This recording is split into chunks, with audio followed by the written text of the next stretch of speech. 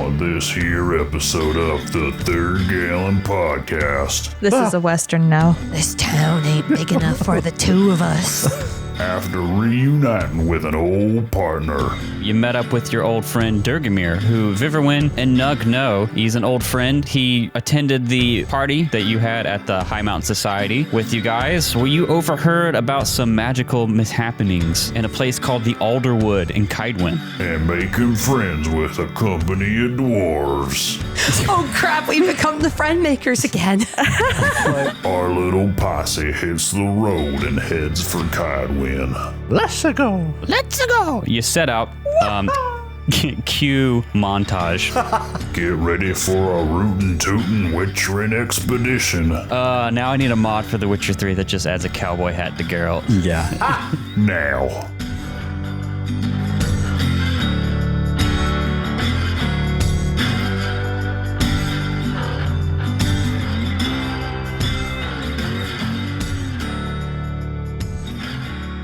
Boy, what a special day we have today. We have, for the first time on the show, our first guest appearance. By the first time we've ever mentioned him, Micah. You guys, In fact, it's who's the first this time again? we've ever met him. listen, you guys don't know much about Micah, Mr. Audience. No, that's not right. Excuse me. Audience. I tried to add like a thing before, and it just doesn't title? work for audience. Master Audience. Master audience. You guys haven't heard of Micah before, but let me tell you, this guy Is horny and he's into he's horrible. I don't know why we card have games. him on You're this horrible. episode. Let me tell you, I came on this show for one thing, and that was to defend my honor. I've been accused of a lot of... I'm not gonna And they were all true. They were all true. Well, Micah, last time you teased us a little bit. You talked about how you're a big slut for Westerns. I am. Despite your slick, hipster aesthetic that you love yourself a Western. All of us in this room know this all too well. It's just hipster with cowboy hat well. and spurs. There are a lot of inside jokes. It's just hipster with a different mustache. There are a lot of inside jokes that we may or may not get to over the course of this bit. But I'm curious, Micah. I think you've told me this before, but to go on record, as someone who is a connoisseur of Westerns, what are, let's say, your top three Westerns that you've seen? Hold on. Let's make this. Micah's our special guest, but can everybody do their top Western? Sure. But Close. Micah knows Westerns, so he can Yes, give us exactly. a few. You've got to have seen at least one. Don't shake your head. Rango. She's not seen Rango. Mandalorian. Honestly, Rango is a pretty good one. Yeah. Rango is one of the movies that is not a Western, but is absolutely a Western. It's just unapologetic about it, too. Just very open and honest that it is employing a lot of the specifically spaghetti Western tropes, and has the man with no name show up in it as well. Spoiler, That's actually. right. Oh, yeah. But What was his name again? it depends. It could be Joe, could be Mako, could be Blondie. I depending Are on we I talking thought about the lizard? I thought you were about to say could be Joe, could be Mama, and that was what I thought you were going. So I would say what makes the top three Westerns for me are not incredibly, I don't think that they're incredibly original answers. original.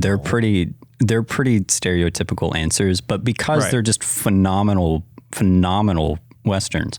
And so the top three for me, top one is probably The Searchers with John Wayne. Okay.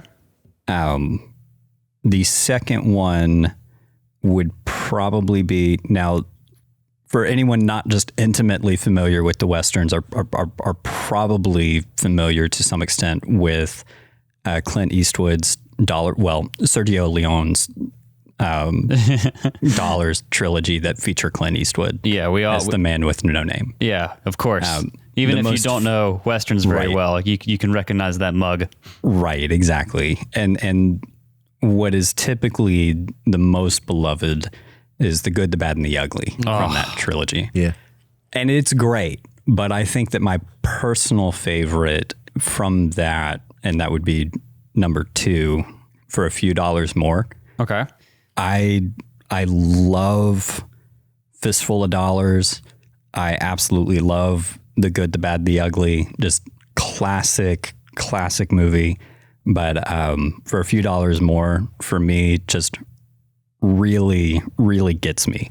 The scene specifically that I love so much about, actually, this is probably my favorite out of the two. I've seen a lot of Westerns. There's this scene where it is just absolutely ridiculous. And it's this kind of beautiful moment in Westerns where they veer almost into fantasy for a moment, of where Van Cleef's character and Clint Eastwood's character are basically having a dick measuring contest. And they are basically just like showing off their gun skills. And they shoot a hat into the air and then continue to shoot it further and further and further up into the air to the point of where it is absolutely absurd, but it's so dang good. It's so great. Man. It's so great. It's so cheesy, but it's fantastic. And what's your number 3? Number 3, honestly, it's not a movie, and it was something that somebody mentioned maybe 15 seconds ago, but The Mandalorian is just makes me so happy and is one of the, I don't know that you can say this critically or objectively, but for me is one of the greatest pieces of Western film to exist. Like And modern it's day? not, well, yes, it has to be modern because it plays on so many tropes that have been established for the past like 60 years. Right. More than that, honestly, like 80 to be more accurate. But it's just really great. It is Din great. Djarin, he's just a fucking cowboy. And it's so good. Oh, man. I won't give any spoilers, but there is a moment, and Derek, you and I talked about this right after it happened in the episode, Right. of where there's a standoff in the middle of a town at what is a basically high noon. Oh, and you yeah. hear the chimes of a fight going off, and to me, just kind of is like the church bell ringing. Mm-hmm. And then there's silence, and the character that Din Djarin is facing off against, whose name I can't remember, says something to the effect of like, it looks like your side won. And Din Djarin just stands there. And he's like, seems like. And that's so fucking cowboy. It's so good. So that would probably be my top 3. That's a good pick. Now, I know, unlike our resident Western lore expert extraordinaire, Micah, not all of us are as well versed in Westerns. So I was going to go around the room here and say, what is your most, like, either your favorite Western movie, if you have seen some and you know them, or Western adjacent piece of media. I'll go first to kind of set the scene here. So I used to like watching Westerns when I was in like college. Growing up, my grandpa liked Westerns. Grandpa on my mom's side liked Westerns, but I was too small to pay attention to them. And then I got into them for a brief stint in college, but I honestly can't remember the names of the different ones because I kind of just binged them. So I couldn't tell you any particular, none of them stood out to me particularly. But a movie that does stand out to me that is kind of from the same era, it's not quite a Western proper.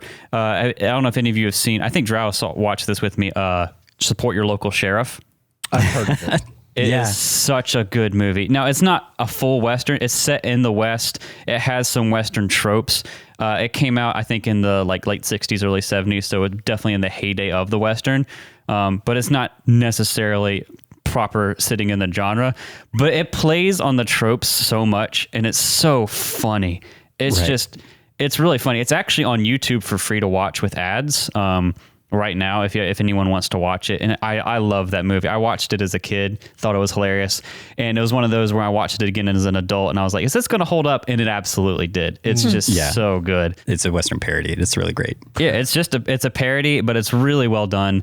Another one didn't quite hold up as much that I watched as a kid and I would call Western adjacent is Fievel Goes West. Oh, Fievel Goes West. You were talking about them shooting up the hat in the dick measuring contest. Like in Fievel Goes West, there's a scene where they don't have guns, they have slingshots, and they're like shooting one of the slingshots up in the air, like someone's been disarmed, and they keep knocking it higher and higher.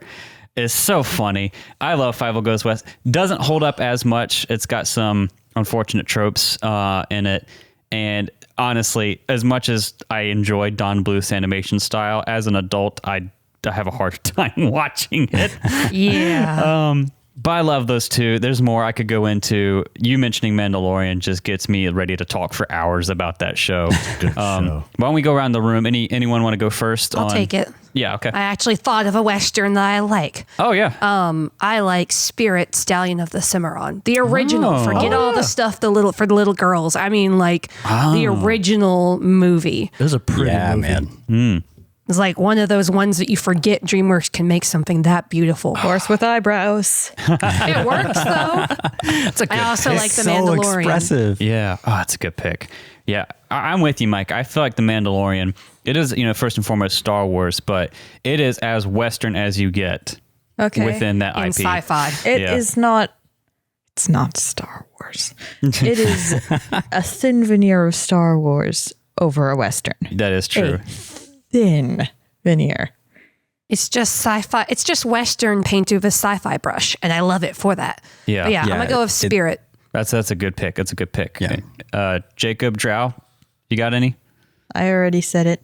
Rango. I need to watch. I need to watch Rango. I haven't seen it. I haven't watched any proper Westerns in a very, very long time. I remember that when I watched it years and years and years and years ago, Tombstone, I really enjoyed. Oh. But if I had to choose one that I actually know well, I don't know how Western adjacent you would say this is, but for You some say reason... Tremors. No, I'm not taking this seriously. But for some reason, Oh Brother, Where Art Thou popped into my mind. Okay. And I think that. I have watched Oh Brother, Where Art Thou so many times. It's a ridiculous movie, and I love it. Okay.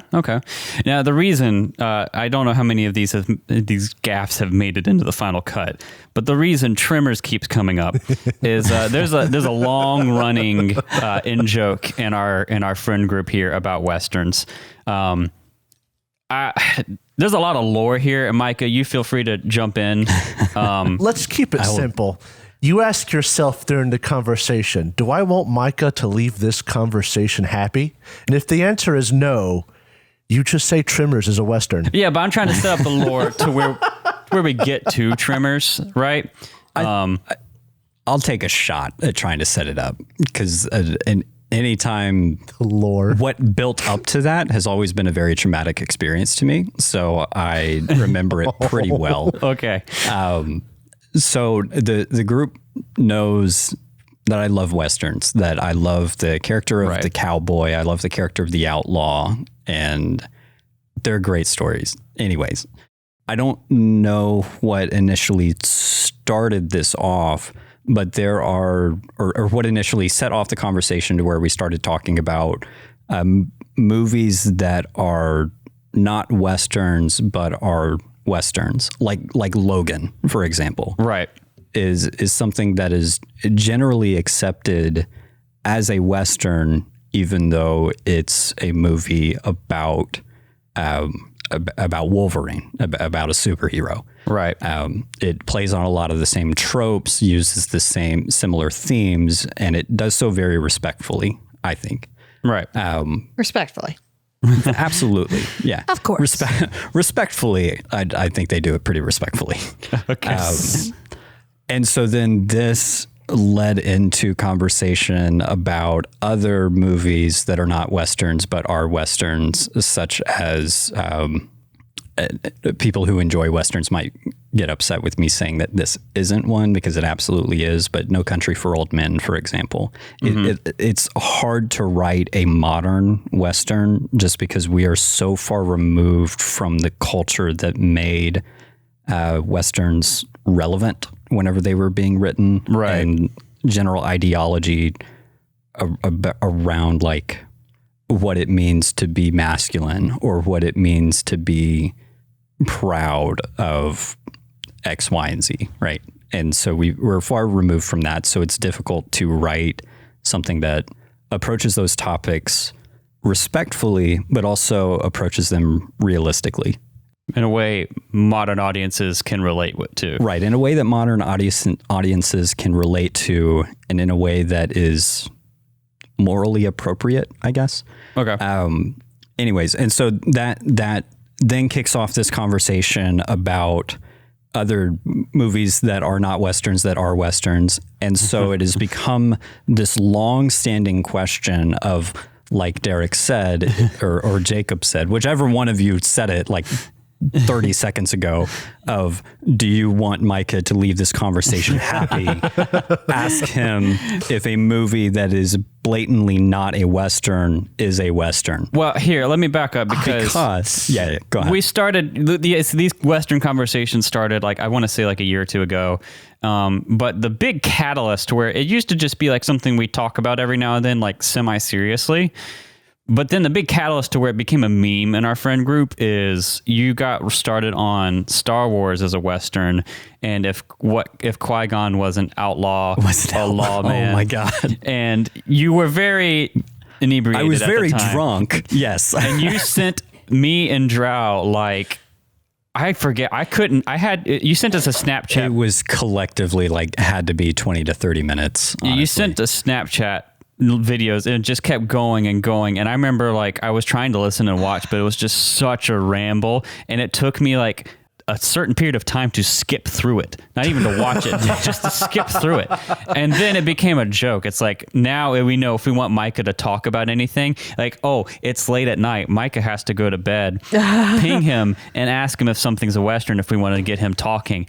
And the funny thing is, it worked, always works. And you realized very quickly that it was a trap.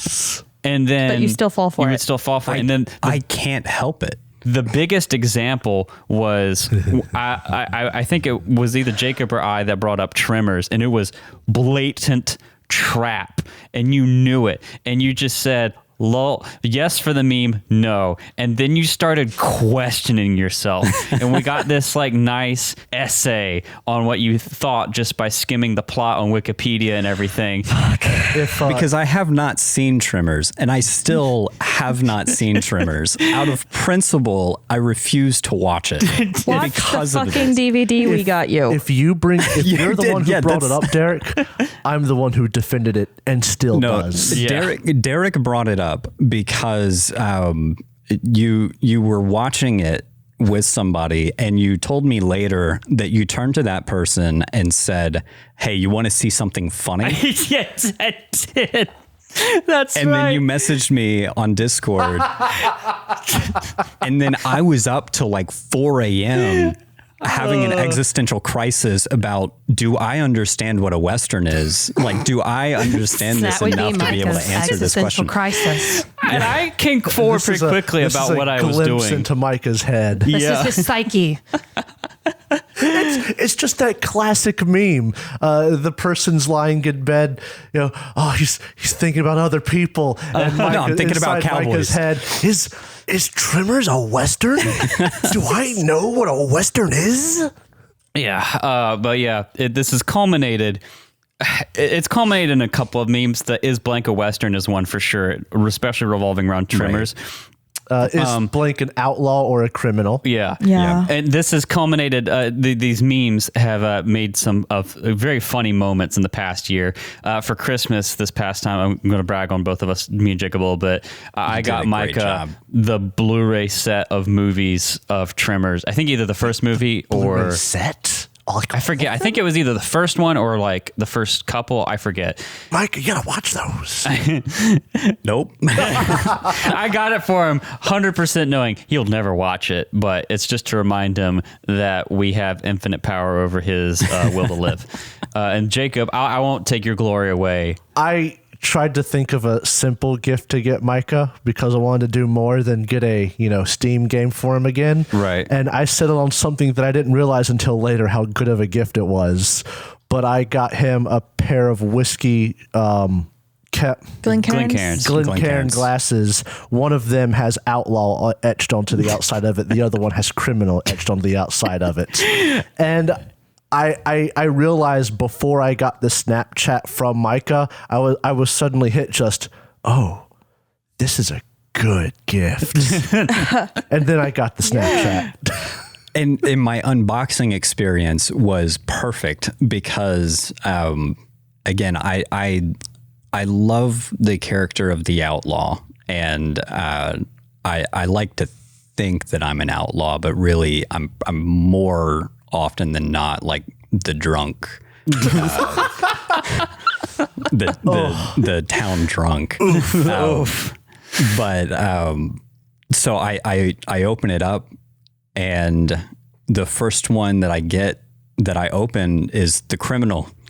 And I just lost it. I told Jacob afterwards, I was like, it was the perfect unboxing experience, because if I had opened it and gotten and opened the outlaw one first, I would have been like, oh, this is badass. Like, this is awesome. And then gotten criminal. But opening it and just immediately being hit with, you are being mocked, you piece of shit. It's just perfect. Absolutely perfect. He snapped us he had already opened the criminal one, and you snapped us your like live unboxing of the second one. Is like, so I just got this. I bet you I know what this next one is. Yeah, outlaw. You just lost it. And we had a conversation, because first off, that's a great gift. That's such a perfect like Jacob inside, won Christmas. Really is. I did good. inside joke gift. And then we were talking later. It's like, well, Micah, whenever you get old and like you kick the bucket and these go to someone else, like, who's going to get this and know what it means? Outlaw, criminal. They're going to think it's just like, oh, it's some badass whiskey glasses, right. Outlaw, criminal. But they're not going to understand the lore and the meme behind the stupid joke. The lore. The lore. I just imagine them in like a thrift store or Goodwill or what have you, and someone picks like, yeah, look at these badass whiskey absolutely glasses. Because what would end up happening is I will them to my daughter, and she'll be like, oh, this, I don't want these. So she'll give them to Goodwill, and somebody will come by and see, oh, outlaw, that's badass. Take it home with them. And then somebody else will come along and see a Glencairn with a beautifully ornate criminal etching of criminal and be like, what the fuck is this? Oh, it's so great. Oh, man. What a joke. They're going to pick it up and be like, oh, yeah, my mom used to listen to Britney Spears.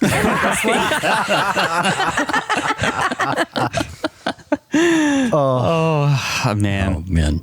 Well, Are there trimmer worms in the Witcher universe? I honestly don't know. Probably. It wouldn't surprise me. Probably are somewhere. Well, I mean, we don't need the trimmer worms Graboids. to wonder if Worms, comma, tremor. giant Giant worm, comma, trimmer. trimmers. Yeah. Not to be confused with giant worm, dune. That's right. One last point of order, because it may have gotten drowned in a bunch of commotion whenever this happened in the last episode. A sea of cowboy. My reaction to this probably ended up getting cut, but one, I had no idea that Derek was going to play some Western music whenever he introduced my character. Goddamn. Two, I had an entirely different direction that I was going to be taking the character. And whenever I heard that, You realized that you had to change your mind. I did. I did not intend to come on the show and play a cowboy.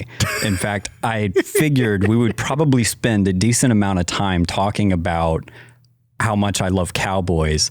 And I was thinking, that's too much. Like, doing that would be too much. But you got me. I stepped on the gas. You sure did.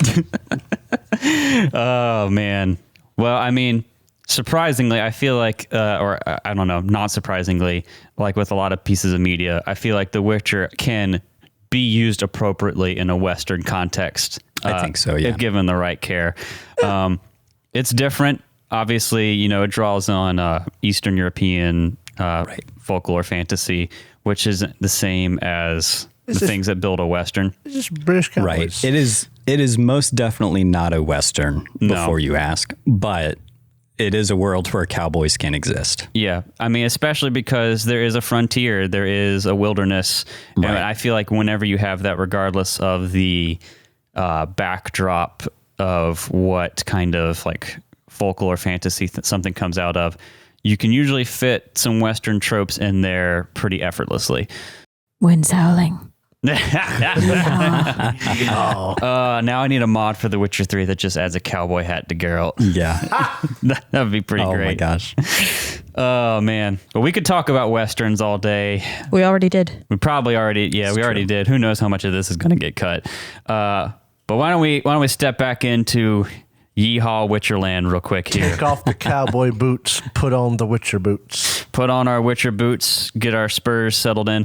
The Wild Hunt. Yeehaw. All right, let's kick this off. Long ago, the worlds collided in a cataclysm known as the conjunction of the spheres. Chaos filled the world. Vampires, ghouls, trolls, humans, and other monsters poured into the world. The Witchers, mutated by magic and alchemy, were created by human mages to stem the tide. Witcher. Hundreds of years later, monsters are rare, but evil remains. This fits way too well. As war ravages the northern kingdoms, dangerous monsters lurk without and within. In the world And of the the Witcher. world of the Witcher. The Witcher special cowboy module. And what better boy. way to start off a Western-themed episode of The Witcher than joining up with a little caravan traveling, not west, but east, towards Kaedwen. How dare. Oh, you're outie there. There's apparently a lot of people who want to see Geralt in cowboy getup. Honestly, Doesn't surprise me. Geralt would be a good, Western protagonist. Yeah, Or antagonist, depending on how you tell the story. True. Drow has posted some delightful Geralt and cowboy hat things in our Discord here some of which I wish I could share, but I don't know if I can. This is beautiful. We'll need a different piece of art for Dyrgimir with a hat. Yeah, brooch. I like how one of his scars straight up looks like Like a sheriff badge. Sheriff's I was going to say Yeah. a gunshot wound, but yes, it does also look like a sheriff's badge. Yeah. All right.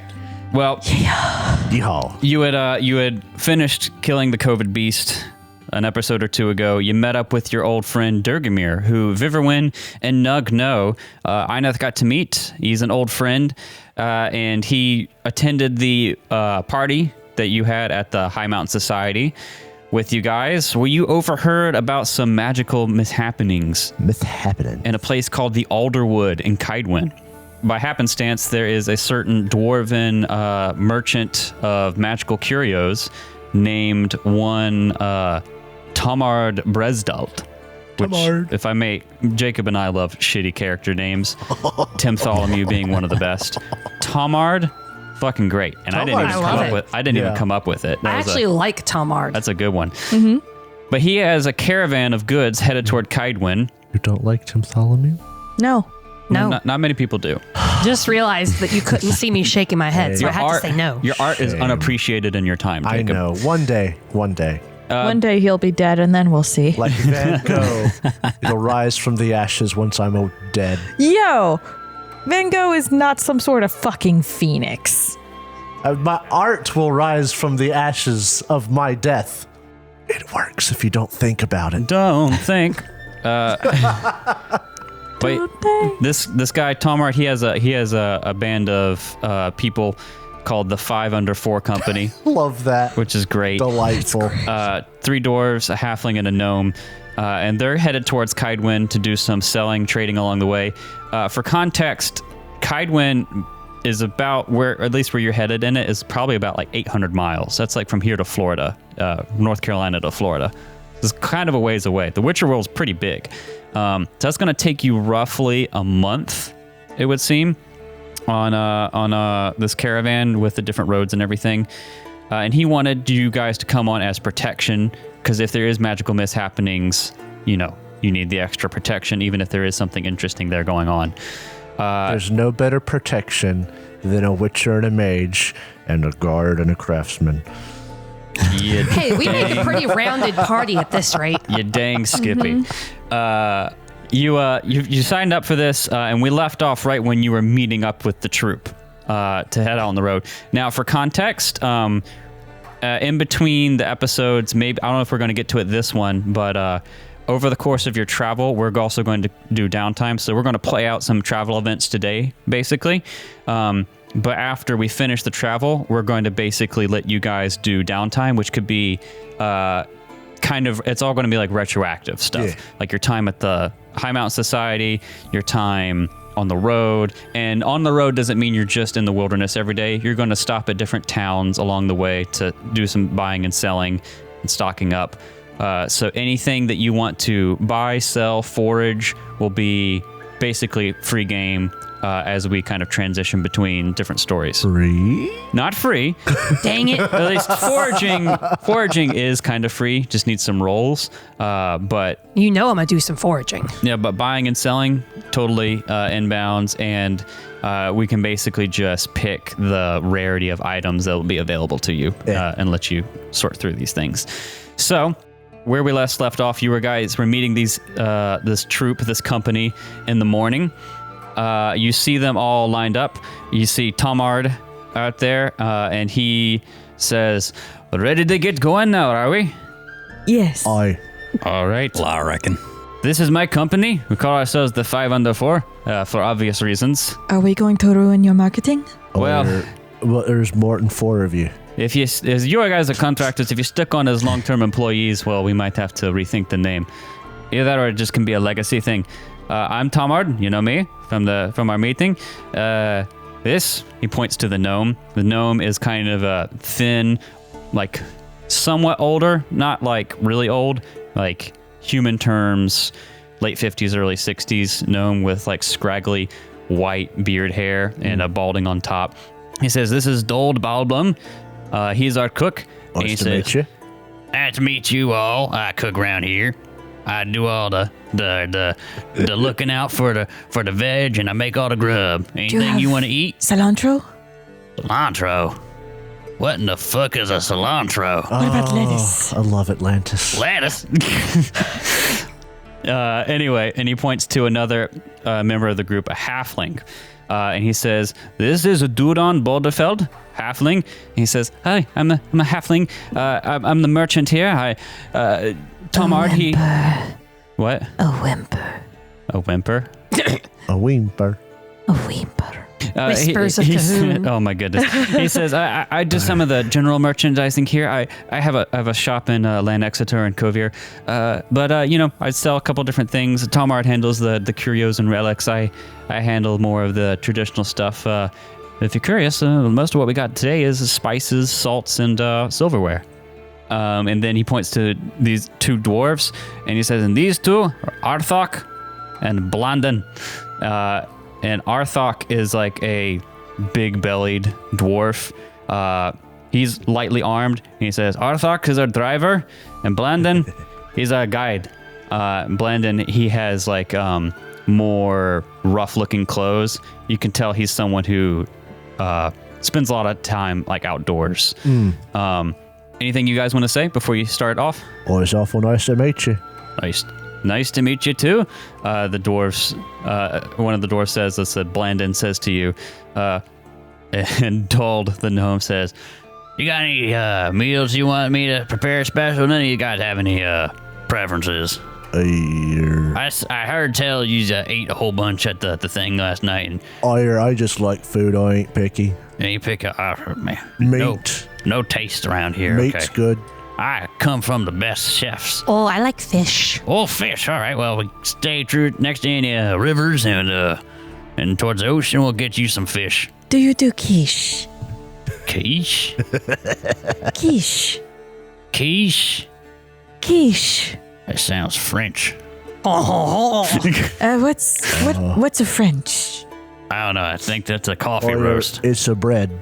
I thought it was a bulldog. That's two. Is quiche a bread? Yes. I could do bread. Okay. Could you make them rolls or them biscuits, but there's got like the layers to them because there's them flaky biscuits? Absolutely. All right. What about the Cheddar Bay biscuits? Cheddar Bay. What do I look like? A red lobster? Yeah. Yeah. I like fish. Yeah, actually, probably can. Oh, They go great with the shrimp scampi. It's going to Hell be yeah. a good trip. Yes. Anything else before you guys set off? Or Does he make grits? you fucking betcha. What do I look damn. like? Some sort of city slicking nonsense? You got butter for grits. Home fries? Home fried grits and biscuits. Aye, this is going to be a good trip. I like it. I need to stay around this size. Don't worry, we only got whiskey. We didn't bring no beer. You're not going to gain no weight at all. Inef looks at Ravnug. Oh, finally some good food. It's going to be a good trip, I think. I sure am glad food's included in the deal. So, Let's go. let's go. You set out. Cue montage. You set out with these guys and you travel for a few weeks. And you're generally having a great time. I'm not sure how everyone gets on with everyone. It sounds like it's pretty good. Nug gets along with everybody, even if they don't get along with him. That's a fair point. Inef probably talks to the guide quite a bit since she spent a portion of her childhood in the wilderness. So Yeah. The guide, again, his name is Blandon. And he's particularly good at like this part of the world. Oh no, sounds a bit bland. And he keeps and talking done. about like he knows a shortcut. Oh, we are so funny. He knows a shortcut that'll save a week off your trip. And so you guys make your way down, head southwards out of the mountains towards the coast. And anyone following along on the map. Is this the beach episode? No. You make your way towards northern Redania or Redania. That is the kind of path you're going to have to take to get to Kaedwen. You have to go south through the northern border of Redania. Makes you a little nervous, Vyvrwen. Redania in Witcher lore, at least in its current time, is not very friendly to non-humans, particularly elves and also And mages, right? Yeah. So I'm fucked. But like where you are, like a Louise. regular human. I am a regular human. My name is Vivian. Hi. Whiskey, beer, and carbs. And filth. Whiskey River, take me. But I imagine you're probably using your glamour fairly regularly, Yeah. especially anytime you pass through like settlements or see other people. Yeah. But where you are is on the border. It is more mixture of very out there rural farmland and just kind of wilderness, depending on where you are. Right about this time of year, it's probably very end of winter, early spring. Like stuff hasn't completely bloomed yet. It's that kind of gross period where not a lot of snow and things look dead, but spring hasn't really come back in yet, So you're heading through, and a couple weeks into your trip, you're heading on these off-roads, and Blandon, he says, Off-road. yeah, or you're heading through like these lesser used roads. Blandon says, going now mudding. if we cut through here near the border, we can save a good bit of time. I know it. If we go on the main road extra week on our trip at most, and none of us really want to be in Redania for much more than we have to be. No, really. So he takes you to this, he's guiding you on this lesser known path. It's a little bumpy, and you're out in these like really, it's kind of a wild grassland in a valley. There's not farming set up here for one reason or another. And It's you're also out here. late winter, right? Yeah. Almost spring. There wouldn't be good farming. Well, I mean, there's not like settlements where people are waiting to do farms either. It's just pretty uninhabited all around. And as you're traveling out here, it's a overcast, kind of gloomy day. Not raining, dry, but still not very bright. And I need you all to roll awareness checks. Uh-oh. banana time. Time to earn our And keep. we don't have any sort of modifications for weather. Nug rolled a total of No weather modifications. Okay. 8. 8. Yes. Luckily, the rest of Inef us had a did pretty nat okay. 7, so she got an 18. 18. You all did pretty good. However, Dyrgimir is the only one who's able to see this. Hey, I'm All only of 2 you- short. I know. You hit. Might you only didn't be beat one. You have to beat the DC, and you actually hit it, but you didn't beat it. Oh, dang. I was so close. So you all kind of start feeling uneasy. You're out in the middle of nowhere where there shouldn't be anyone, and you just get this feeling or sense that you're being watched. And Dyrgimir, out in the distance, you pretty sure you spot a rider watching you. Is it still visible? Yeah, it's way out in the distance. I think we're being watched. Nug you look will load out his over crossbow. I knew something wasn't right. She doesn't know, but came close enough. He's not gonna point or anything. He's just gonna which direction from us? At this That point, you away. say it's ahead of you. Out ahead of us. There seems to be a ahead of rider. us. Yeah. Oh. Can I act like I'm talking to him, like turn my head towards him and look at, like, side eye that direction, trying not to look obvious? Sure. Do I see it? With him pointing it out, you do see some sort of lone figure. You can see a bit of a hat on the head, sitting on top of a horse. 2 witchers. This is a Western now. 2 This is witchers. the Western now. What do you do? This town ain't big enough for the 2 of us. Just Dyrgimir, I didn't know you had a brother. Or We might should just keep on as we are. Keep an eye out. Keep an eye on him. what are our chances that he's beating the bandit sorts, you think? Well, I'd say that if the chances are good for him being a bandit, the chances are bad for him staying alive. I'm always down for a little bit of casual murder. I agree with you there. If they's gonna make trouble, they won't last through it. Is this a human? Does this look like a human? It's way too far out to be sure. It is at least not someone shorter like a dwarf or a halfling. Okay. And you said they were a rider. They were riding. Yeah.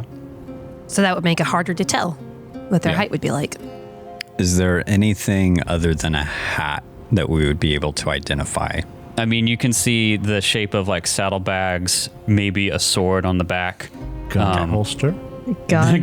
You see a gun. 50 cal hanging off the back of the horse. Does this have a Mandalorian helmet? Yeah, jetpack. You see a starship parked in the distance. You A might little want to. green Okay. goblin sitting Is on it the back. Slave One? Yeah. But as you start to approach, you maybe are you going to tell the other people because it's just you guys that have noticed at this point. Should we? Should we pass it down? And Yeah. as a point of clarity, I think the way this is set up, there's one wagon with most of you on it, and then Dyrgimir has his own horse. So you pass it on, and everyone like slows down and looks, and Blandon's like, there should not be any people out here that I should know. I don't remember his voice. I just did it like Doesn't a few matter. minutes ago. There should not be any people around here. What do we do, boss? And Talmard says, I didn't know bandits that we can handle. We got our protection, eh? Witcher? Dwarf? Fellow? Or that's what, Inef just taps her iron sword. that's what we's here for. If stuff starts to go south, as they say, you were getting your wagon. And then so you look up from this conversation again, keep an eye on him, and he's already gone. Uh-oh. That's a little creepy. That's concerning. You continue for a while, on your guard, obviously. Dyrgimir is going track to position himself in front of the wagon then. Okay. Would he know where we're going to be able to do that effectively, actually, is the more important question. Well, the He driver could just could walk also with, just... with Yeah. Blandon, right? Yeah. He can, basically, if you come to any forks, you can wait up for Blandon to direct you which way Okay. and what to go. Oh, well, ride. He's got a horse. So you ride up a ways, and then there's a fork you come up to. There's a bit of like a rocky outcropping near like a stream or something like that. You go around, You pick your direction from Blandon, and you go around this corner. You see directly in front of you. You feel like you should have been able to see him in the distance before you've come up to this little corner you're going around. But sitting in front of you on a chestnut mare is a humanoid figure wearing a large brimmed hat, as previously established, sword over the back, bow over the back. And he looks up at you, and he's got this kind of mask over his face, so that you can't tell. It's kind of like a Phantom of the Opera kind of mask where you can only see the bottom of his face. Mm-hmm. From what you can tell by his features, just by looking at it, you don't think he is an elf. It looks like a human. Well, we're not seeing any of this, are we? This is just Dyrgimir. Dyrgimir sees it, and then you come up like not too long behind to see it. Just making sure. And the caravan comes to a stop, and this man doesn't look at you directly, kind of doing the head down thing, and he says directly to Dyrgimir, Wind's howling. How about a game of Gwent? You want to play Gwent? You best turn back, folks. Think years lost. You have no business up here. We have business beyond here, though. And are you glamored right now? No. He looks at you strangely, stares a little too long. He has his pale blue eyes that you can see through the mask, stubble coming out from the underside of it. He says, there's not many people that I have a chance to have a warning.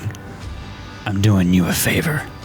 You turn around, go back to the main road if you're cutting through Redania, and I won't give you any trouble. Come down this road a little bit more, all bets are off. Dyrgimir's gonna look at him and just be like, now, friend, we're just passing on through. I can guarantee you that wherever you don't want us to be, we won't be for very long. Yeah, if you're hiding something, I don't give a single shit. I just want to move. Oh, if we could just pass on by here. We ain't here for a fight. We's just traveling through with our goods. Why don't we keep this nice and civil-like? You let us through, and we won't provide you with any trouble. Whenever Vyvrwen speaks, he looks up at you again, twists his head a little bit, looks back at Dyrgimir. Sir, I don't want trouble for any of this, and I'm fine to let you through, but you cannot take this road. You'll have to go back to the main road. But he's not letting us through if he's not letting us use the road. He's contradicting yourself. You can go through this part of Redania, but not on this road. That's better. Can we cut the cloak and dagger, please? Just, what's up? What's up? What's going on? What seems to be the issue with the road? It seems perfectly fine to me. Me giving you this warning instead of just surprising you is my way of giving you a common courtesy.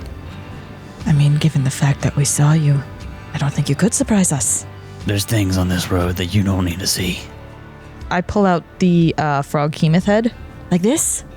Just pull it out of your pocket. Oh, Yeah. no, Giant remember, we've head. got to hang that on the horse, or else we don't get the benefit. Yes, come here, rat. Turn your butt towards this man. Roach and rat. Yeah. I don't care what beast you can slay. None of that prepares you for this. You can't come through here, and it's as simple as that. He's being awful cryptic. If he'd just be a bit more blunt, I'm sure we could come to an understanding. And Tomart speaks up, says, "This is Duvel Scheiss. We need to get through here. We got nothing but trade goods. We mean you no Now harm, settle gentlemen. down. But we Settle got to go down. through." Oh, okay. Settle down. I really like your aesthetic. He's all spooky and cool and whatnot. I'll give it to you. So I don't want. We ain't got a fight. Just We don't. Just turn around. Take the main road instead. I have a question. Are you human? What are I you? am a normal human.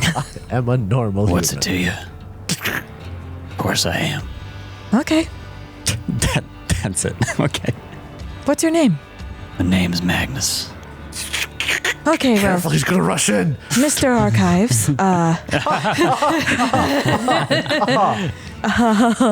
He says, and he turns around back to you guys and says, consider this the warning. You go further down this road, your safety might be in jeopardy. You go back to the From main you? road. Or is it you that's going to put us in danger, or is you just being neighborly and warning us? A little bit of both. Let's be cryptic. Let's not be helpful. Nug's going to stop talking. He's pouting now. Done Well, with this. just talk straight. You've got the nice one frustrated. The no-nonsense party. Listen, stop being cryptic. can I just go up to this guy? If you approach him, he'll start to back up and, do the hand thing over his weapon. He does not trust Twitchy you. fingers. Yeah. I'll hold my hands up. Nug will have his crossbow pointed, but he won't have his finger on the trigger. Hold there, friends. Listen, I know a mage when I see one. Hands in the open is no safety. Would you prefer I put them in my pockets? Has your dress got pockets? It's got pockets. Oh, that's very nice. So cute. Oh no, I got it at JCPenney's. It was on sale. $15. On sale? Yeah. Oh. You guys are the weirdest people I've ever stalked. I'm not the one wearing a mask and talking in riddles. And stalking people. Oh, stop. you can come to Never my mind. fish fry later. Yeah, apparently we're going to be having Cheddar Biscuits. And flaky ones too, if you like that. Oh crap, we've become the friend makers again. It's all aesthetic. The hospitality is appreciated, but I'm afraid I cannot leave my post. Who are you working for? I'm working for myself. Well, if you're working Can't you for just give yourself the it night seems off? like I was getting there. If you self-employed, faster. you can just do what you want. I'm sorry, but the job I am tasked myself with, I cannot leave. What do you pay? Oh my goodness. I'll double it. We just need to go then. Let's just go. Are we going through? Or are we going to go back to the main road? Can we walk like a few paces off the road? Is it just the road? Ma'am, it's this area. The area where this road goes through is not for you. Are Oh you my obligated goodness. under some form of compulsion? No, Are you cursed? Are you just honor bound?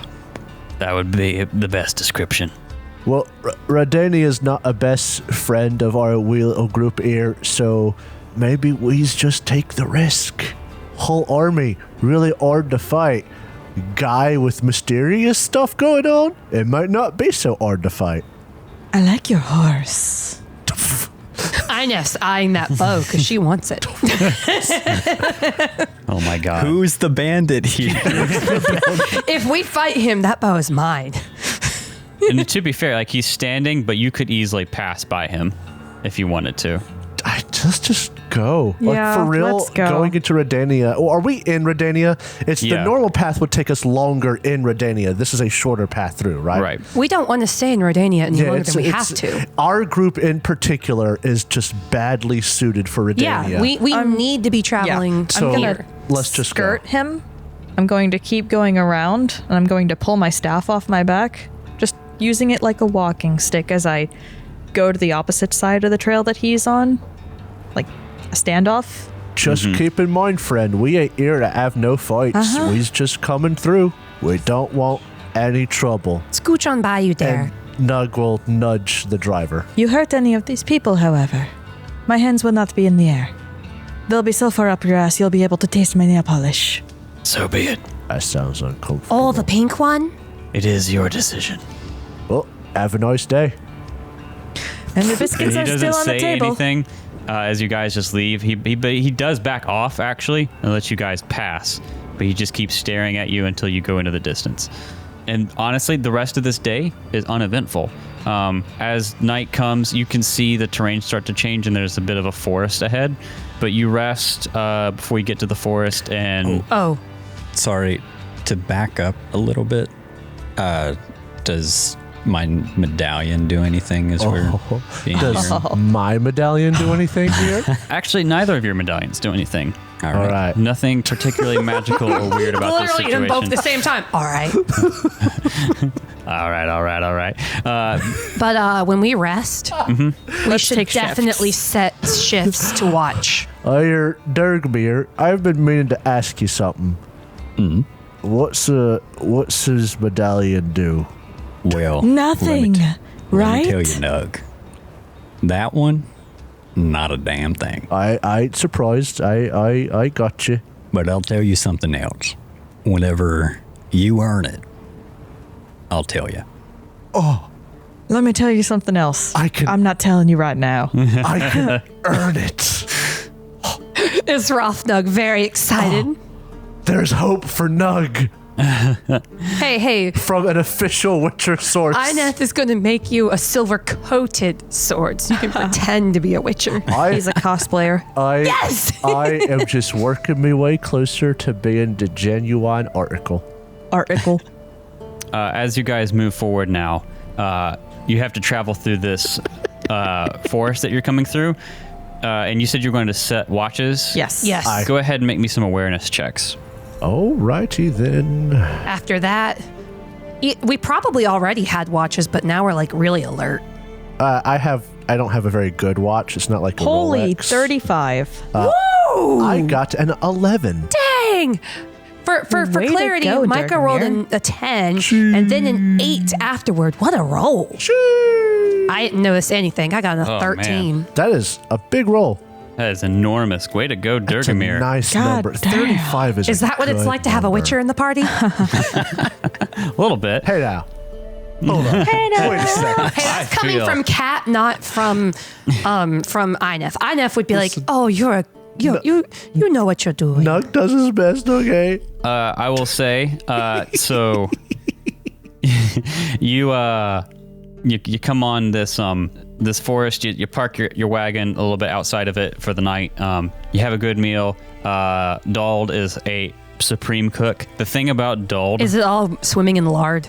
100%. The thing about Dald's food is it looks disgusting when he serves it, but it's some of the best trail grub that you've ever had. What does Viv eat? I have like a side salad. And like he's good about foraging and picking up things, and he's always able to work something in for Viv. But everyone else just loves his chow. You just let the gravy drip off of your lettuce. right. So like putting my hand over it, turning the bowl on the side. Pour out the gravy. yeah, Dyrgimir again. When you're resting It'll and you're keep keeping and keep. when you're keeping watch, you are certain that you notice things moving in the grass. Uh-oh. And you go to investigate, and you don't find anything there. You try not to leave, I'm assuming you wouldn't want to leave your post or leave the camp unguarded. Correct. But you try to do some investigating, and you see like footprints where people have been. With your roll of 35, you definitely know that there's humanoids that you see like the shadow of, but you're not able to like catch them. Not without, more daylight or more light, and also leaving the camp to go after them. Gotcha. Because you got that high, can you make me a wilderness survival roll? Ooh. Sure. And in those cases, I can use my Witcher training, right? I think believe so. No. Sorry, that's for monster lore. Monster lore. Yeah, I'm sorry. Yeah. Yeah. Well, it's good fall under monster lore, as far as we know. It's a person giant. 21. That's also really good.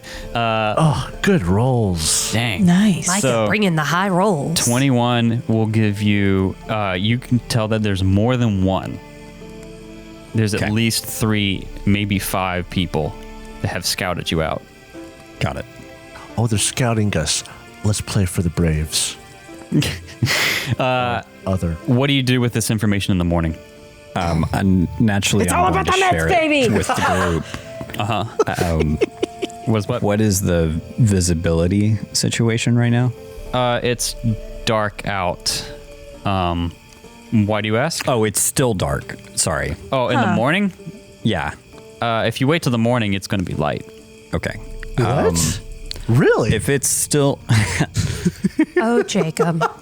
I just wasn't sure like how thick of a canopy we have over us. No. Yeah. Okay.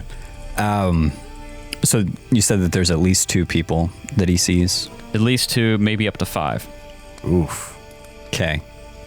And everybody else is asleep at the moment, right? Yeah. Okay. Well, I mean, these are the tracks, the actual silhouettes. You know, you can only get glimpses, even with that really high perception or awareness.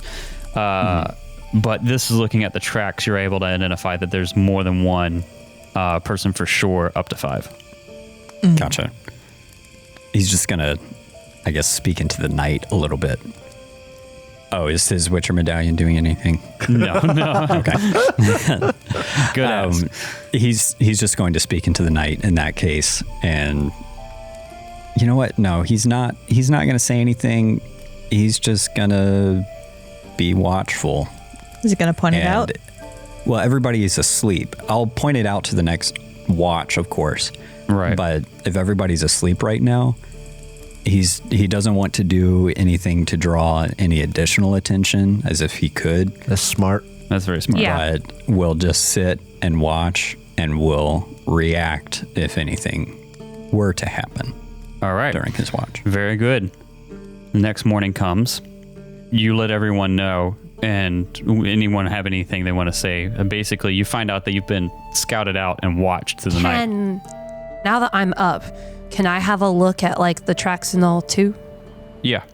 So could I roll like, I guess, wilderness survival? Yeah, what are you looking for? Any extra information?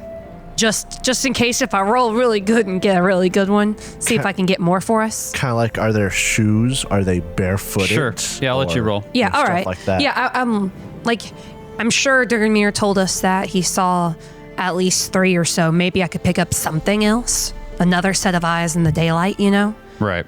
Let me roll a wilderness survival. Submit. Oh, I rolled good. Hey, That's a very critical. good. Nice. That's a 27. Inef leans down, picks up some dirt, and sniffs it. All right. 27. So I say with that high of a She roll, licks it. Yep. It's shit. you can tell that Filth. there are at least 4 people that were through here. Oh, there were 4. You can tell that this isn't like some sort of soldier thing. They're not wearing like armored boots.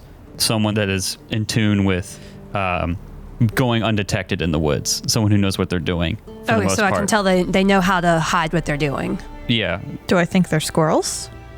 Are you looking at the tracks? What? Yeah. Squirtle. I'll need you to roll your own. Oh, did you make your own check? Yeah. 17. With a 17, you're not sure. Inef's just really proud of herself for doing a really good job in front of the new guy that everybody knows except for her. Yeah. I don't like this. I'll say, Vyvrwen, you think they could be squirrels, but the thing about determining where squirrels have been is they're very good at covering their tracks. So you're not sure. But yeah, Ineth, the only other thing I can say that you think you find is you find with that high of a roll a like bit of an arrow fletching that's fallen off. Oh, I totally picked that up. Does that? Oh, fuck. Does it have any like indicators of where it was made? Fucking Broculon? No, you're not in Brokelon. Anything special about it? I of course show the arrow to everyone, including Dyrgimir. Still fuming inside that I don't have Not my yellow own and bow. black? I'll say I'll let you roll Vyvrwen and Ineth. I'll give you a dealer's choice here. You can roll deduction, education, and social etiquette. And Dyrgimir, you can roll Witcher training when you're looking at Okay. this feather. I'll do social etiquette. All right, sorry, I said social etiquette. I'm so sorry. That's right above streetwise, and I meant to say streetwise. I will roll Okay. streetwise. Then I'll do education. Education. What'd you get there, Dyrgimir? A 30. 30. All right. Nice. 19 in Roll education. 20 is on my And side I got today. a 21. All of you, actually, from various points of view. Vyvrwen, this skill isn't really appropriate, but I had a hard time finding one that would be. All of you know that this is absolutely the kind of fletching that would come from a Scoia'tael archer. Oh. Dyrgimir, because of your experience, not necessarily fighting them, but being around them. Vyvrwen, from your more intimate experience with them, which is why I said education. And Ineth, because you've encountered Scoia'tael, at least remnants before, and you recognize it. Heard of them. Oh yeah, or you've seen like the remains of a raid and seen the arrows before, and this She's looks been very around similar. a little. Yeah. What do you do? Well, if he's here, a Scoia'tael, would you have mentioned your background to us? Yeah. Dyrgimir Okay. knows it for sure. Would you'd be able to have some leeway with him, Vyvrwen? And of course, he'll talk about this away from the other dwarves and halflings. And Oh yeah, this is like all a party that. talk. Because that's not the kind of information that you might want to spread around. Spread. Or would you have some leeway with him? One would hope, but it would not shock me if they saw me rolling with a bunch of other kin types and deemed me a traitor. I was always under impression that a Scoia'tael also had, like, dwarves and other non-humans with them. Yeah. So for those who are not familiar with it, the Scoia'tael is kind of like a Anti-human, specifically. It's a mix. Yeah, it is anti-human, but it's basically because of the non-human aggression in the northern kingdoms where you are, especially in Redania, bands of elves, dwarves, and all other non-humans form together as in raiding parties called commandos. But the thing you would know is not all commando units are the same. In the wars, they're more military oriented. They're not so much, and they may be more revenge focused on like settlements. But then, like where you are, it could be a completely elf group. It could be like a mix. So opinions on other non-human races may vary depending on it. Inef just kind of pushes her ears into his points as much as she can. Oh, I am a normal elf. Did I just suffer a microaggression? hey, she's been parading around clamored as a human. I am a human. No, not this situation. That's not what you want to be right now. Parading around as a human. To be fair, we've only got one human with us. Maybe they'd have mercy. Maybe they won't attack us. Technically two. Dyrgimir as well. That's right. Do they not like He's witchers? a witcher. He's not human. But he looks like a human. I know. Inef's just Shotgun. like, oofta. So what do you guys want to do now that you have this information? I'm going to stay up tonight so that I can try to talk to them. I suppose we just keep going, though. I mean, if they've been sneaking around us, they might approach us at some point. The quicker we can get through here, definitely the better. Yes, This is that's exactly what I was about to situation say. I'd rather not find myself in again. We keep moving. All right, so you Nug will take his place beside the driver as usual, so they see at least two dwarves. Inef pulls up her hood a little bit. Yeah, that's a good idea. She's got a hood as part of her armor, so she just kind of pulls it a little bit over more. She can't hide herself. She's like 6 foot. all right, so you start making your way forward now. Lady. I'll lead. You'll lead. That's smart. Okay. You're moving slower since you're on foot, I'm guessing. That's fine. I mean, unless... You can ride rat. Okay, cool. All right. You move forward now, you in the lead, and you get to the forest, and it's a lot harder to keep a watch out. The forest is where this path is going to cut through now. It's a lot harder to keep a watch out. You're kind of looking at every edge, and you think you're going to make it through. It's been pretty quiet, and then an arrow lands in the cart. It's time to roll for initiative. The same type of arrow we've seen, right? Right. Okay. Oh, that's a good initiative. I rolled an come on. 18. I gotta roll One good. less than I could max. Hey!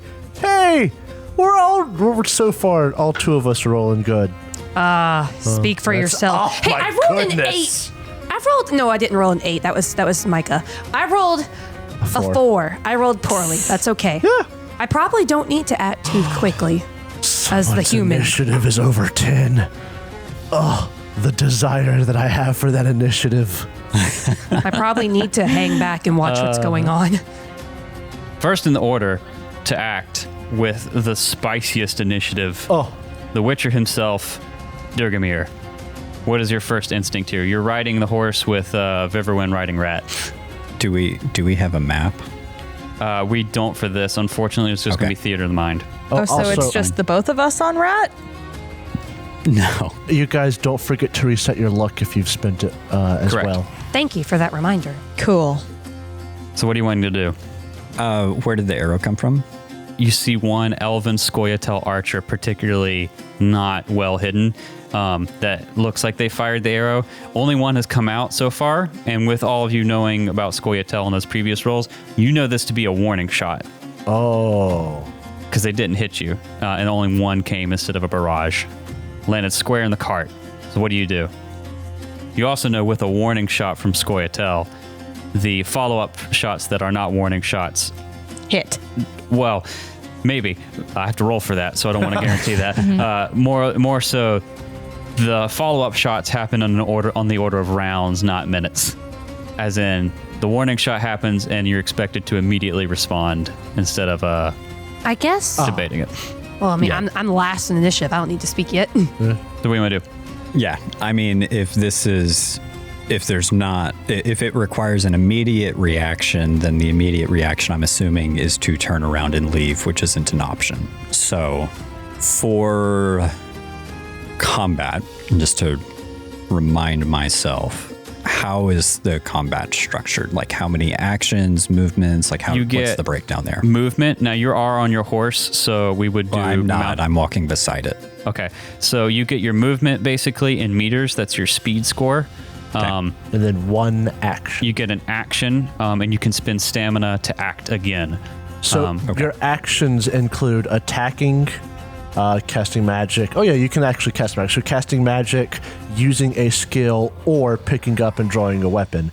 Once you do one of those, you can spend 3 stamina to do one other extra action. Yep. At -3, whatever you roll. Yeah. So if I were to down a vial of Thunderbolt, would that be my action for the turn, or yes? And so I would need stamina. You could spend stamina draw to my do sword. Yeah. Yes. Yeah. Okay. Is that what you're gonna do? Or would you have been traveling with your sword drawn? Because that sounds kind of reasonable. Nug has been sitting in the driver's seat with his crossbow drawn. You tell me. Yeah, but Or passenger seat, rather. But he's carrying a sword. Yeah. That's fair. That's fair. I was just he's- asking. And he's walking right now. So to Yeah. be fair, as much as I Yeah. would love to take that freebie, to be fair, All right. Okay. Nug's probably sitting in the Then- cart, so that would make sense for him to have it. how much stamina would I need to spend to draw my sword? Just in 3. addition? 3? Yeah. And there's Okay. no roll associated with drawing it, so there's not really other negative effect except just the spending stamina. Now, briefly, what does Thunderbolt do for you? So Thunderbolt gives me a +3 on physical attacks. It's a 75% toxicity, Ooh. Oof.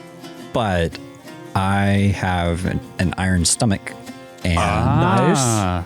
I can endure 5% more toxicity from drinking potions and decoctions. Nice. That's pretty great. That's right. That came up in your life path. No, it's per 2 points that I spend on Iron Stomach, and I only spent 1 point on it. Oh, no. No. Well, you still can do a Thunderbolt, which is spicy. So I imagine this looking, the arrow flies out, and your first reaction is just like, obviously they happen separately in the mechanical sense, but just I would draw my sword and then right. Thunderbolt. Yeah, but just like quick as a flash, the sword comes out, much like the pistol out of a holster in some Western. Ow, ow, ow. Sword out, the potion goes down, and you just instantly see like the veins darken, eyes start to glaze over with this like black film as you get in the zone for this potentially very deadly combat. The auto zone. So that's your turn. You could move if you'd Do I like still. Okay. I don't know what your movement speed is, but you have whatever that is, your speed score in movement. Oh, it's just the speed score? Yeah, and meters. Okay, that's 8. All right, cool. Then Dyrgimir, if he's not already, will position himself in front of the caravan, in front of everybody in the caravan. Holding up your sword, just ready to go. All Ready right, to go. Cool. Next in the order, coming out, you see Magnus, not on a horse, and he lets out an arrow towards Dyrgimir. As it shoots at Dyrgimir Yeah, to hurt him. yeah. Oh, well, never mind. There goes that. Well, I mean, I know the first one was a warning shot, but typically when you get a warning shot, you're did allowed draw to a weapon. react I to rolled it. a 10 Oh my god. and a 5. This is how it happens. This is how it 15. happens. is Wait, how it before you begins. say your result. Yeah, doesn't. What are you going to roll Micah to have defend? You can roll to, you can roll your dodge score to dodge out of the way. You can roll your weapon score to block or parry, I think. Yeah, I'm finding it right now. How far away is he? He is about 20 meters away on the side of the road. You can dodge, reposition. Dodge would be your dodge/escape roll. Reposition would be athletics. Reposition would be athletics roll. Block, if you have a shield, would be range, but I don't think you have a shield. I do not. And then sometimes you can try to parry a bow or crossbow attack, but at a -5, a parry would be rolling your weapon skill. Yeah. So probably Don't you sword have fighting for you. Plus to your swordsmanship. body right now? So just to I have just, armor, if that's what you're asking.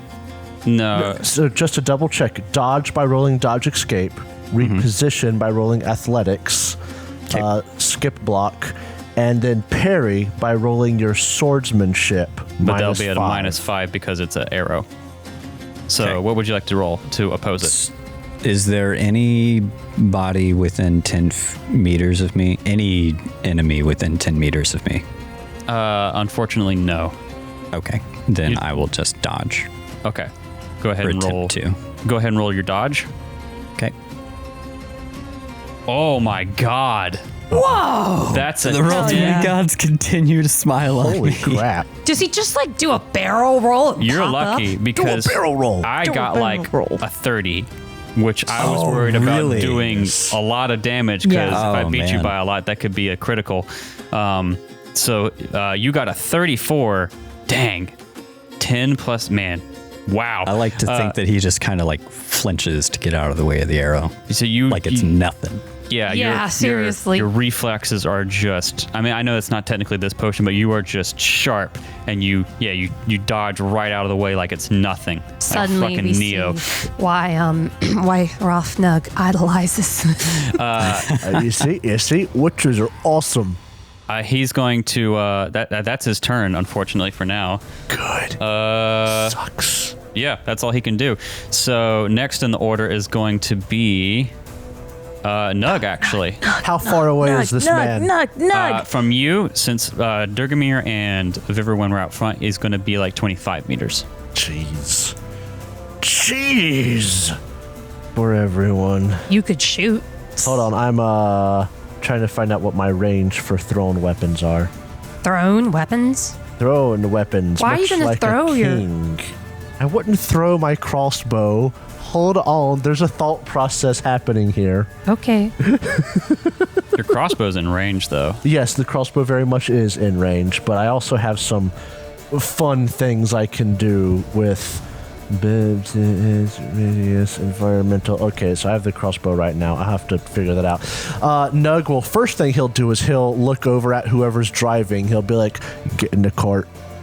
Take cover in a cart. We got this. And then he'll look at who's closer, Random, Scoia'tael, or Magnus. Magnus is further away. All right. He'll shout out, we ain't got any fight with you. You started this. You could end it whenever you want. And he'll take a pot shot at the elf. Okay. Roll crossbow, he'll, unless you're trying to just do a warning shot. Oh, no, he's going to try and hit. He'll be like, Why? because they tried to shoot us They gave us a warning shot and didn't even give us a chance to take that warning. Yeah, So seriously. he'll do the exact same thing. He'll say, we ain't got no fight with the Scoia'tael. You started this. You end it whenever you want to. And he'll take a shot at the elf with his crossbow. Viv's over there freaking out. He ain't got very good crossbow, unfortunately. Okay. So this is going to be I think a single strike. It would be what it is. Yeah. How far away is Magnus? Magnus or the other archer? Oh, the other archer. Within other archer's 25? probably going to be, yeah. Okay, so that's close. And submit. It's not great. I got a 13, a 2 on the die. You lob a shot, and they're actually able to dodge out of the way. Surprise. Make a free persuasion roll. Oh, jeez. Yeah, totally because of my warning shot. Wink. Yeah, you totally made me a warning shot. Yeah, if you hit, I wasn't going to allow it, actually. 12. All right. 4 on the die, plus 7, plus Hey, 1. It's not nothing. It could have been a fumble. I mean, it could have been. Is been a Magnus on the fumble. ground? It's like the way this path is set up is there's a little bit of an embankment on either side of the road. So he is on the ground. He's not on a horse when he's not in a tree, but he's ahead on the road off the side, taking some cover. Nug will start running towards him. Okay, so you like drop the crossbow? Drop the crossbow because he's not good with it, and he will run. Do you want to spend your extra action to draw your cord? I am going to spend my extra action to draw something, but as other people take their turns, I'm going to find out some information. Okay. So it's either going to be an item or the cord, yes. Okay. So I'll go ahead and take off 3 stamina for that. Okay. Next in the order is going to be Vyvrwen. What do you want to do? Draw my staff. Mm-hmm. And rather than leveling it at a specific person, sweep it across, gesticulating to the rest of the Scoia'tael who I know are there. Uh-huh. And I'm going to start off with a single word, which is Frerin, which is brothers. Make a persuasion roll with a +4. Come on, Viv. Oh, 18. 18. However, in this case, I would argue that my noble papers, which give me a +2 to my reputation, would also apply. Did you say your name? Yes. Okay. So you say your name, you gesture to everyone. I'll give you the +2 because this applies. I know we haven't talked about it on the show a ton, but this does apply directly to your backstory, or your life path rather. Mm-hmm. And because that is a 20 total, with the bonuses from other things that I've factored in here, something's going to happen. I hope it's good. I hope it's a good thing. As I sweep out the staff, I probably pull back a hood or something. All the white hair spilling out, the piercing violet eyes, the tattoos.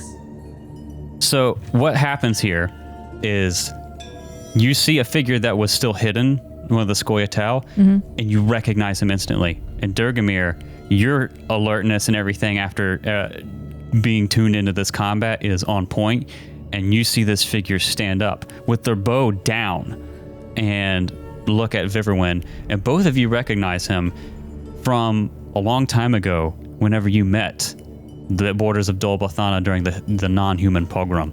I'm not sure if I named him then, but you recognize him as a commando leader named Rilal. And he says, Vyvrwen? And Vatgern, you, Dyrgimir, what are you doing here in Redania? Being assaulted. And he gestures to everyone, and even Magnus in the distance, like he jumps out into the road to get everyone down. Nug, what are you doing? Nug will look at Vyvrwen and be like, I don't stab him. The He's got she his drops her staff and starts gesticulating with her hand to calm down. It's on the ground. It lands with a thunk. Nug will lower his weapon but keep it in his hand, and he will stop running towards Magnus actively. Should note that Vib's just keeping her head down. So you see this The man. Eineth is? No, sorry, Eineth. Eineth is keeping. Should note, Eineth is keeping her head down. You see this man is an elven man named Rilal. You recognize him, this commando leader. You know elves age very slowly. Even though it happened a while back, he shouldn't look much older, but he looks worn by stress and weariness. He's missing some fingers. He has some scars on his face. And he says, what brought you to Redania? How did you get mixed up in this? Why are you here? Mixed up in what? You don't know what's going on, do you? And I look directly at Magnus. No. Cloak and dagger seems to be the specialty around here. Yeah, that information was not provided whenever we asked for What it is directly. happening? You want to tell them, Rilal? Forgive Magnus in his weariness. He's the only ally we have up here. How do I say this? You know what's going on in Redania right now. persecution to elves, non-humans, but elves in particular, and mages. Magnus is a local. He came up with this idea to guard this. We've been trafficking elves out of here to safety in Kovir, but we have to make it look like bandits on the off-road. All of the local folks think there's some highfalutin bandits and they won't touch this road, but that's why we've been able to use this old caravan route to bring people out of Redania. I'm so sorry, we did not know you were mixed up in this. Magnus knew. Well, Magnus doesn't know you. Magnus is a human. He saw what I was. He saw what all of us were. And he still allowed you My to strike out at apologies. us. I don't trust anyone coming down this road that I don't know about already. I'm gonna walk right up to him, He backs up a little bit. You will stand still. and I get up in his face. Am I taller than him? Oh, yeah. I reach down and I pluck the hat off of his head, and I put it on my own, and I walk away. Rilal says to you, "Look, listen, I know, forgive the cloak and dagger. King Radovid sometimes uses these caravans with elves as a honeypot to make us think, that things are safe, and then ambushes us. They're very vicious and brutal around here, trying to oust every single Scoia'tael and elf in the area." At that, Vyvrwen is going to cast a glance over her shoulder at the party. Mm-hmm. Not Ineth or Nug or Dyrgimir, but The other dwarves. at the other small folk. Well, don't look at me. I have no business in any of this. I didn't want to come to Redania anyway, Tomard says. It just Fair seems like enough. it'd be a coincidence. Wrong place, wrong time, it seems to me. Luckily, nobody got hurt. We are lucky about that. My apologies, I'm Witcher. gonna put the hat back on his head. I mean, I really did try to hurt him. I was ready to go at him. My apologies to you too, dwarf. Apology accepted. He'll sheath his swords. I like him. Forgive me, but unless I know people are coming through, everything is suspect. We've made that mistake once before. Never again. Dyrgimir's just gonna say, no apologies needed. I understand the difficulty that can come with trying to keep safe the people that you care about in a situation like this. What can we do to help? What can I do to help? And Rilal says, thank goodness. Thank goodness this has all been avoided. There's only one bit of bad business, though. If we let your caravan through, someone else is going to try and get hurt. Now, I'm not going to kill you or steal your goods, Oh, I Far be see it you from me. try. but we need to send the message again. I'm sure if you go through this and if you take the back roads to the main road, you can find the village and maybe buy another cart, but we might need to leave yours here as a warning to anyone else who wants to try this road. Or, other option, if I may, I is smartest, but sometimes you get attacked and you get away. So why don't we just Peg it with arrows. peg it with some arrows, slash the tires. canvas. Because if Slash we the peg it with Scoia'tael arrows, they'll know that Scoia'tael Or are here. just use our arrows. I'm sure a merchant's got some arrows as a merchant. I only sell silverware. I just Then stab it with a fork. make other arrows. Don't use your Scoia'tael skills. Just make some arrows. That is a good point. Dab it with it. And cut a canvas and let us go through. Hey, listen, you want to hit me some? You can punch me. No, wait. We have someone that can heal wounds, so we got that as an excuse. We just tell them, oh, watch out, bandits are there. They're so strong, even us. A witcher had to run maybe we won't say that. We don't want to badmouth the witchers. I don't think that they'll believe Well, that we a could, witcher. So you could say that you hired the Witcher afterwards. yeah, we could hire the witcher Yeah. afterwards, that we had to run away because bandits were so strong. That is a good idea. You might want to make sure your cart looks the part. Ineth's just gonna stay there twiddling her thumbs. Listen. Goes down. Ineth, why don't you make me a crafting roll Yeah. to dress up your cart for battle damage? But I could quietly offer to my crew. I can make the cart look damaged. Yeah, go ahead, make a Alright. crafting roll. She's not trying to draw attention to herself. That's like the worst possible thing to be right now as a you're human, all right, Oyneth. They've got a human too. I mean, clearly if she's working with you guys, crud-tastic. I rolled a 2. At least it wasn't a fumble. I got a total of an 18 for crafting to make the cart look like we went through a fight. Well, 18's not bad though. I got pretty good crafting skill. I got 6 strengths. I mean, not that it should be that hard of a check. We just got to take some swords to it. Yeah, I mean, I could straight up just hit it a bunch of times with my sword. My cheap iron longsword. I'm looking at my skills to see if there's anything I can add to that, but I don't think so.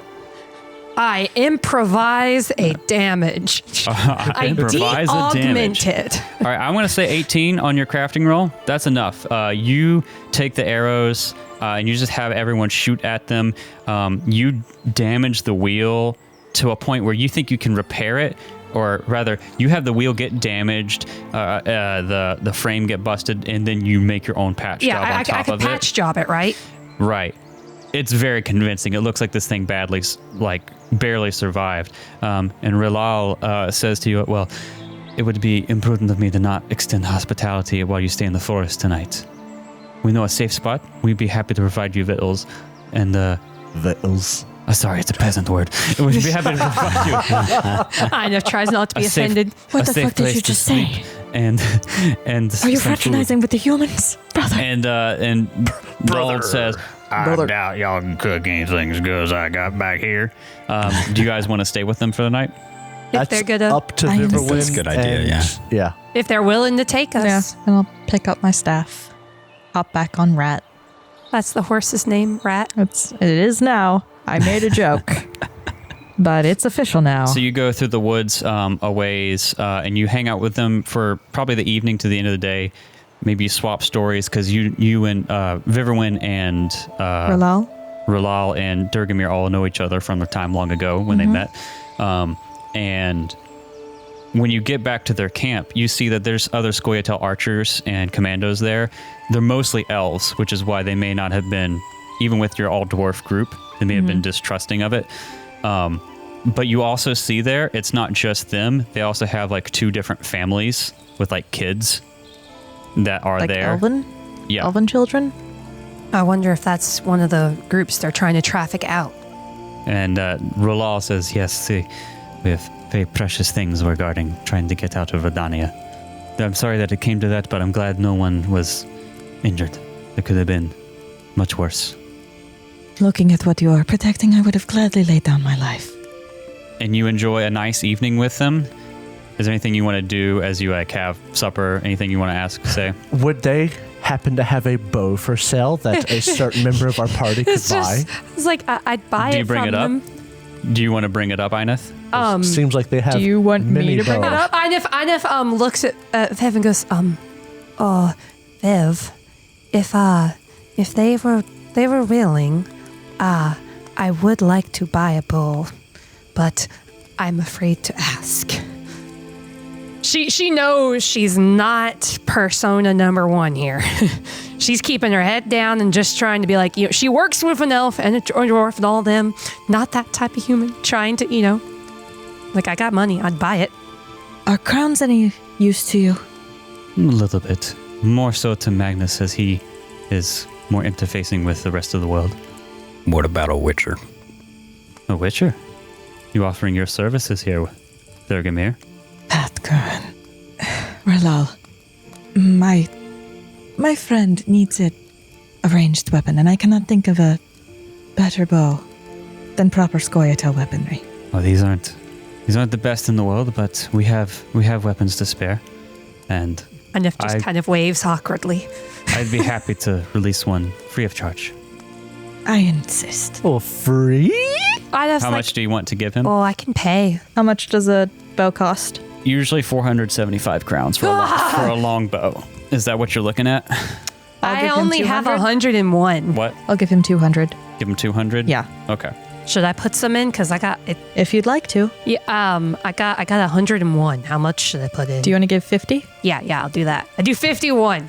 Be nice. Okay. Now I have 50 even. He takes the money. He's like, this is She says, very generous. use that to help. I would have given it up for free just before the misunderstanding, but yes, I I will not say no to a gift or an exchange. I do not like to see children in danger. All right. So yay! There you go. Take a longbow. Eee! Finally! And at a discount. Woohoo! All right. Anything else we want to do? Nope. Just going to chat with my brethren. Do I know anybody else here? Do No. people know my parents? Maybe a few. Know that your parents were involved in the Scoia'tael, Or- but they'll know you directly. Or have they heard of me? I imagine that I am a... I mean, probably, but not everyone. This here is my friend Vyvrwen. She's a big deal. She can do magic. Dyrgimir, were you about to say Oh, something? she casts a mean fire. I think for the moment right now, I'm just going to say that Dyrgimir spends a significant amount of time talking with R'hllor through the evening. But as he's sitting in the camp, he's just overwhelmed with a sense of nostalgia, I guess. Ooh. A sense of home, if you would. Remembering his time escaping the pogrom years and years ago. And just looking around at the families and all of the displaced individuals. And that's going to be what he talks about with R'hllor for the majority of the evening. Okay. Is just what exactly is going on, how their operation is working, and that kind of thing. Just kind of getting to know what's going on. Right. And R'hllor fills you in because he trusts you. This is a relatively newish operation, at least new to here. They've tried at other places where obviously things have gone bad, but they're just trying to, it's kind of like a pseudo underground railroad exit point for elves in particular. They're a lot less persecuted way up north in like Kovir, where you guys came from. People don't really care as much there particularly. And some people coming out of Redania want to get to Kovir so they can sail to places like Skellige or other spots to get away, because going south would be a lot more perilous because you got to go through like the war zone, basically, where Nilfgaard's invading Temeria currently. So, I mean, he just kind of fills you in on their situation. This group in particular, with having a family with kids, is very rare, like super duper rare. So that's why they were on high alert. But still, mostly it's like, you know, just elven fugitives that they've been able to smuggle out of prisons, cities, different places. But yeah, unless you have anything to add, the morning comes and the caravan troops ready to set off again. Everyone's had a good time. What do you all want to do? Unless somebody says something, head out. Okay. But I imagine somebody's going to say something. Well, we got an elf and a witcher here. They know the people. But at least say goodbye. Yeah. Yeah. I imagine that would have already happened before we were shoving off. Right. As the party gets up to leave then, he's going to look at Vyvrwen specifically and just say, now y'all know I can't go with you now. Or I ain't too surprised to hear that. You look like you was awful comfortable last night. You really like these people, don't you? He has a soft spot for elves. Well, what you know, a witcher with a soft spot. He'll nudge Dyrgimir. I'm gonna miss you, buddy. It was an awful great time catching up with you. Likewise. I definitely wish you all the best. Okay, so he'll shake Einet's arm again. Firm in good handshake. symmetry. Yeah, firm handshake. Or grasp the forearm in a handshake. The what's the name of Yeah. the handshake? Forearm Are you handshake. talking the predator handshake or a forearm handshake? Because they're two different. I don't know the Forearm difference. handshake is. Yeah. that's that. what I'm thinking. Predator handshake is. No, I'm thinking the forearm one. That's Yeah. right. It's Yeah, the when both forearm people one. suddenly get bulging muscles regardless of how strong they are. Yeah. And they just kind of do like this, like an arm wrestle in the air. And it's Full Metal sweaty. Alchemist handshake. Yeah. Yeah, no, I'm actually, talking yeah. forearm shake. That's the predator handshake. So So he'll clasp forearms with Ineth, tap her on the shoulder with the other hand, just say, "Y'all take care now." He'll pat Nug on the head, and then he'll again turn to Vyvrwen and just say, "I think I just need to finish what I'd started with these people, and I'd like to be able to keep this family together as much as possible." I don't think, even in my lifetime, we are going to see the finish of this. Well, damned if we don't try. And Fuck yeah. he'll walk over to Nug, and he'll bend down again, and he's gonna point at his goat medallion, and he's gonna say, I might have lied to you, Nug, just a little bit. Oh. This medallion you got here, it's not suiting of a witcher. And he's gonna yank it off his neck. And then he's gonna take his medallion Holy crap! Dang! and give it to Nug. And then just walk off into the sunset. Nug is left stammering, and you just kind of I thought you were going to help my people. as he walks away, you'll just kind of hear Nug go, I hope Nug, you're bleeding. That was a chain he ripped off of you. I hope I see you again, my good friend. And then Nug will walk he's away. just still walking. This is a big deal, and Nug knows it. So Nug will as just... the three of you coalesce, come back to the caravan, start riding down in your beat-up wagon to lie to the next village you see. We see as in the distance on the edge of the forest, atop their horses, both Dyrgimir and Magnus, as they watch the party go off into the sunset, proverbially, even though it's midday. And then they turn around and disappear back into the woods. And that is where we're going to end today's episode. Thank you so much, Micah, for showing up. First time mentioning. It was First fun to time have on you. the show. These past two episodes we've done have been just such a joy, and we love that we got to have you on. Yeah. Dyrgimir has been great. Oh, this is fantastic. What a nice little arc for him. Yeah. Thank you so much. Anything you want to say before we head off? Yeah, thank you guys so much for having me. This has been a blast. I was really hoping that I was going to be able to get a chance to play this game, and especially be able to play this game with y'all. So yeah, thanks for having me. Thanks for making me a Western. There you go. Here's the word that I kind of want us to ruminate on as we break. Is The Witcher a Western? Goodbye, everyone!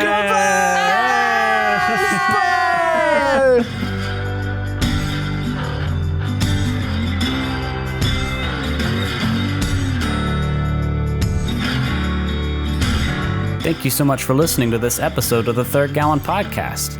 If you enjoyed it, please consider subscribing, rating, and reviewing us.